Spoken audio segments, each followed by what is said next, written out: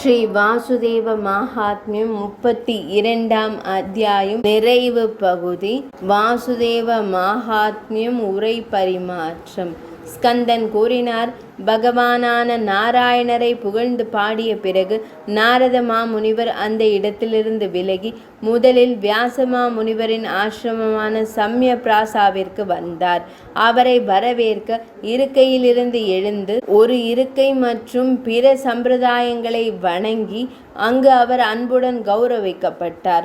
அதை அறிய விரும்பிய அவருக்கு வியாசமா முனிவர் ஏகாந்திக தர்மத்தை விளக்கினார். பின்னர் முனிவர் பிரம்மதேவரின் சபைக்கு சென்றார். அங்கு அவர் தேவர்கள், பித்ருக்கள் மற்றும் அதில் கலந்து கொண்ட பெரிய முனிவர்களுக்கு, அதாவது சபை, அதை போதித்தார். அதே நேரத்தில் பிரம்மதேவர் கடவுள் அதை கேட்டார். அங்கு இருந்த சூரிய தேவர் முன்பு நாராயணரிடமிருந்து கேட்டது போலவே நாரதரிடமிருந்து அந்த தர்மம் முழுவதையும் மீண்டும் கேட்டார். அவர் மரியாதையுடன் தனக்கு முன்னால் செல்லும் வாலகில்யர்களிடம் அதை கூறினார். அவர்கள் மேரு மலையில் கூடியிருந்த தேவேந்திரன் போன்ற தேவர்களுக்கும் மற்றவர்களுக்கும் கூறினார்கள். அவர்களிடமிருந்து இந்த தர்மத்தை கேட்ட அசித முனிவர் மான உலகத்திற்கு சென்ற போது பித்ருக்களுக்கு அதை கூறினார். சிறந்த பிராமணரே, அரியமா மற்றும் பிறர் உட்பட பித்ருக்கள் அதை மன்னர் சாந்தனுவிடம் கூறினார்கள். அவர் அதை தனது மகன் தேவபிரதன் என்று அழைக்கப்படும் பீஷ்மரிடம் துல்லியமாக கூறினார். பாரத போரின் முடிவில் பீஷ்மர் அம்பு படுக்கையில் படுத்து கொண்டு தர்மராஜரிடம் அதை கூறினார். அவர் ஒரு பெரிய கூட்டத்தில் அதனை குறித்து விசாரித்தார். அந்த கூட்டத்தில் மரியாதையுடன் கலந்து கொண்ட நாரத மாமுனிவரும் கூட அதனை கேட்டு கைலாச மலையிலுள்ள சங்கரரிடம் கூறினார். அவர் தன்னைத்தானே என்னிடம் கூறினார். சிறந்த முனிவர், பிராமணரே, தர்மத்தை கடைபிடித்து தகுதியானவர்களுக்கு இந்த தர்மம் வழங்கப்பட வேண்டும், அதாவது கற்பிக்கப்பட வேண்டும் என்று என் தந்தை என்னிடம் கூறியதால் இதை குறித்து விசாரித்த தங்களுக்கு நான் இதை கூறினேன். சாஸ்வதங்களின் இறைவனின் வாசுதேவரின் இந்த மகிமையை யார் கேட்டனரோ அவர் தன்னிச்சையாக அதில் மிகுந்த நம்பிக்கை கொண்டிருந்தார். இதன் மூலம் சம்சாரத்திலிருந்து தன்னை விடுவித்து கொண்டார். பீஷ்மரால் மகிமைப்படுத்தப்பட்ட அன்னை தேவகியின் மைந்தனான பகவான் ஸ்ரீ கிருஷ்ணரின் மகத்துவத்தை கேட்டதும் அரச முனிவர் யுதிஷ்டிரரும் அவரது சகோதரர்களும் கூட மகிழ்ச்சி அடைந்தனர். தனது தாய்மாமன் மகன் பகவான் ஸ்ரீகிருஷ்ணர் அனைத்து காரணங்களுக்கும் காரணம் என்பதை அறிந்ததும் மிகவும் புத்திசாலியானவர் அதிசய கடலில் மூழ்கினார். வாசுதேவன், சங்கர்ஷ்ணர், பிரத்யும்னர் மற்றும் அனிருத்தர் போன்ற வியூகர்களும் வெளிப்பாடுகள், தெய்வீக கேளல் என்றழைக்கப்படும் பன்றி மற்றும் பிற அவதாரங்களும் பகவான் ஸ்ரீராமரின் அவதாரங்கள் என்று மன்னர் கருதினார். பின்னர் மன்னரான யுதிஷ்டிரர் தனது தம்பிகளுடன் சேர்ந்து தெய்வீக ஆனால் மனித உடலை கொண்ட ஸ்ரீகிருஷ்ணரிடம் மிகுந்த பக்தி கொண்டார். சிறந்த பிராமணரே, இந்த கதையை கேட்டதும், அதாவது இந்த தர்மத்தின் விளக்கம், அந்த கூட்டத்தில் இருந்த அனைத்து பிராமண, அரச மற்றும் தெய்வீக முனிவர்களும் கூட ஆச்சரியமடைந்தனர்.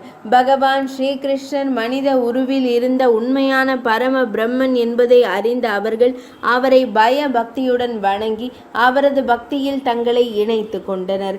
இதுவே அவரது மகத்துவம். எனவே பக்தி உள்ளவரே, நீங்களும் முழு மனதுடன் அந்த வாசுதேவரை நாடுகிறீர்கள்.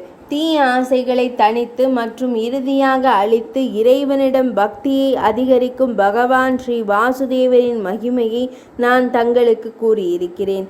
இந்த புராணத்தில் எந்த நிகழ்வுகள் கூறப்பட்டிருந்தாலும் அவற்றின் சாராம்சம் அதுபோல் கலக்கப்பட்டு பிரித்தெடுக்கப்பட்டது. அது இதுதான். பிராமணரே, இது வேதங்கள் மற்றும் உபனிஷத்துக்கள், சாங்கியம் மற்றும் யோகம், பாஞ்சராத்திரம் மற்றும் முழு தர்மசாஸ்திரம் ஆகியவற்றின் சாராம்சம்.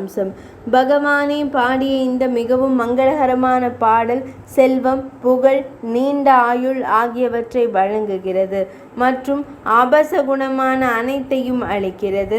இந்த புண்ணியத்தை, மகாத்மியத்தை கேட்பவரின், அதை மற்றவர்களுக்கு மகிமைப்படுத்துபவரின், அதாவது கூறுபவரின் அல்லது அதை படிப்பவரின் தூய மனம் வாசுதேவத்தில் நிலைத்திருக்கும்.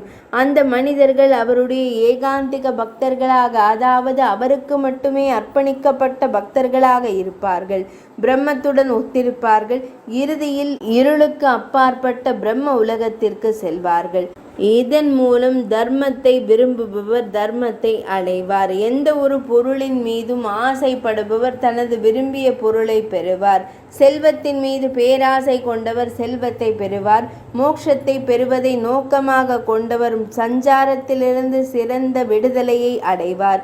ஒரு மாணவன் கற்றல் அல்லது தனது விரும்பிய புராணம் அவற்றை பெறுவார். ஒரு நோயாளி தனது நோயிலிருந்து விடுபடுவார். இதனை கேட்பதனால் எல்லா பாவங்களும் நீங்கும். இதை கேட்பதனால் ஒரு பிராமணன் பிராமண பொலிவையும், சத்திரிய ராஜ்யத்தையும், வைசியர் செல்வத்தையும், சூத்திரர் சுகத்தையும் அடைவார். மாஹாத்மியம்.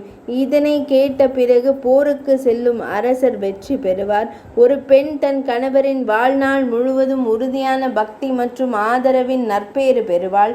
ஒரு பெண் தான் விரும்பிய மணமகனை பெறுவாள்.